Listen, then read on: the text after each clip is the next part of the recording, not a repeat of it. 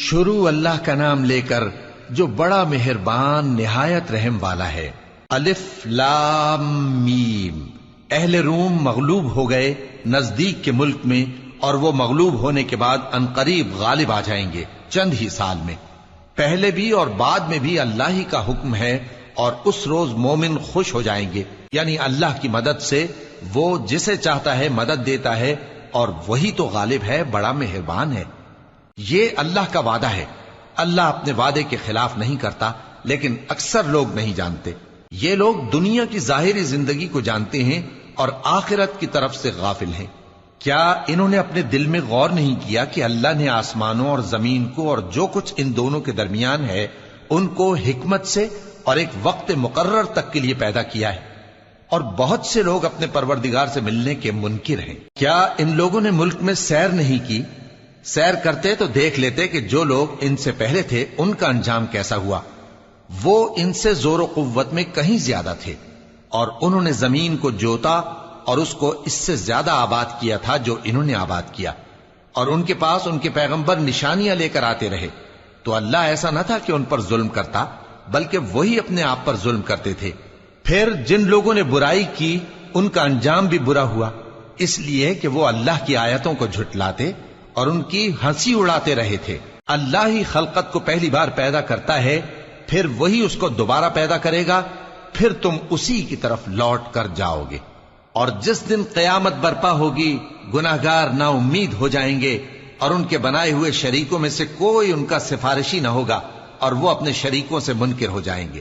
اور جس دن قیامت برپا ہوگی اس روز وہ الگ الگ فرقے ہو جائیں گے۔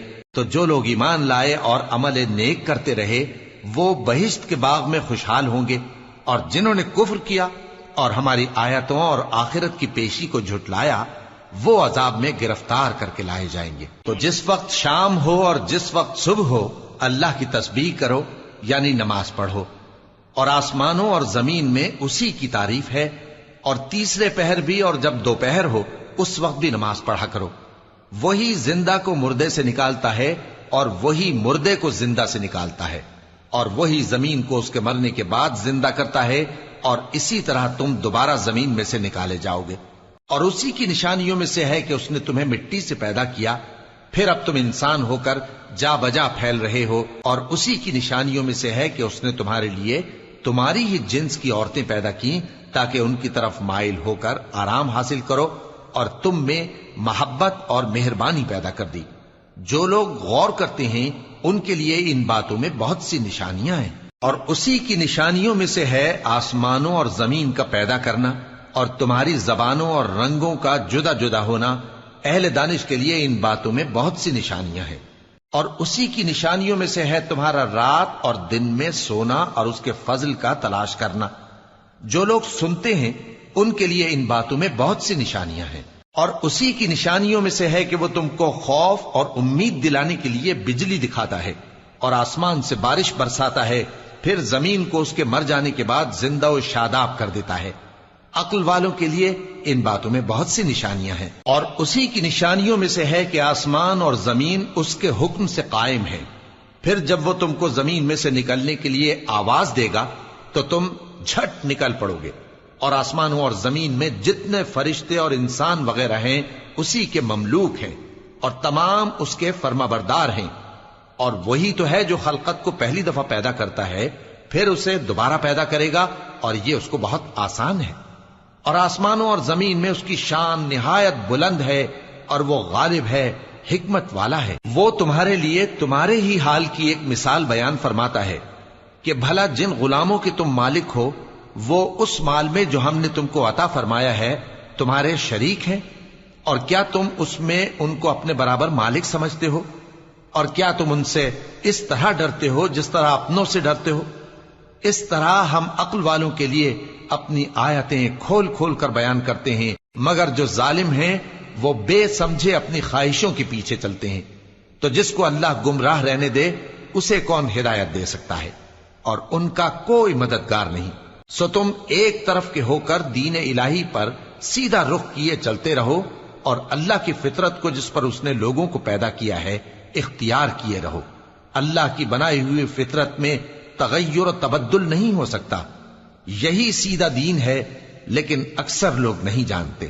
مومنو، اسی اللہ کی طرف رجوع کیے رہو اور اس سے ڈرتے رہو، اور نماز قائم کرتے رہو، اور مشرکوں میں نہ ہونا، اور نہ ان لوگوں میں ہونا جنہوں نے اپنے دین کو ٹکڑے ٹکڑے کر دیا اور خود بھی فرقے فرقے ہو گئے۔ ہر فرقہ اسی میں مگن ہے جو اس کے پاس ہے، اور جب لوگوں کو تکلیف پہنچتی ہے تو اپنے پروردگار کو پکارتے ہیں، اسی کی طرف رجوع کرتے ہوئے۔ پھر جب وہ ان کو اپنی رحمت کا مزہ چکھاتا ہے تو ایک فریق ان میں سے اپنے پروردگار کے ساتھ شرک کرنے لگتا ہے، تاکہ جو ہم نے ان کو بخشا ہے اس کی ناشکری کرے۔ سو خیر، فائدے اٹھا لو، ان قریب تم کو اس کا انجام معلوم ہو جائے گا۔ کیا ہم نے ان پر کوئی ایسی دلیل نازل کی ہے کہ پھر وہ ان کو اللہ کے ساتھ شرک کرنا بتاتی ہے؟ اور جب ہم لوگوں کو اپنی رحمت کا مزہ چکھاتے ہیں تو وہ اس سے خوش ہو جاتی ہیں، اور اگر ان کے اعمال کے سبب جو ان کے ہاتھوں نے آگے بھیجے ہیں انہیں کوئی تکلیف پہنچے تو نا امید ہو کر رہ جاتے ہیں۔ کیا انہوں نے نہیں دیکھا کہ اللہ ہی جس کے لیے چاہتا ہے رزق فراخ کرتا ہے اور جس کے لیے چاہتا ہے تنگ کرتا ہے؟ بے شک اس میں ایمان لانے والوں کے لیے نشانیاں ہیں۔ تو اہل قرابت اور محتاجوں اور مسافروں کو ان کا حق دیتے رہو۔ جو لوگ اللہ کی رضا کے طالب ہیں یہ ان کے حق میں بہتر ہے، اور یہی لوگ کامیابی حاصل کرنے والے ہیں۔ اور جو سود تم دیتے ہو کہ وہ لوگوں کے مال میں بڑھے تو اللہ کے نزدیک تو وہ بڑھتا بھی نہیں، اور جو تم زکوٰۃ دیتے ہو اللہ کی رضامندی طلب کرتے ہوئے تو وہ موجب برکت ہے، اور ایسے ہی لوگ اپنے مال کو کئی گنا کرنے والے ہیں۔ اللہ ہی تو ہے جس نے تم کو پیدا کیا، پھر اس نے تم کو رزق دیا، پھر وہ تمہیں موت دے گا، پھر زندہ کرے گا۔ بھلا تمہارے بنائے ہوئے شریکوں میں بھی کوئی ایسا ہے جو ان کاموں میں سے کچھ کر سکے؟ وہ پاک ہے اور اس کی شان ان کے شریکوں سے بلند ہے۔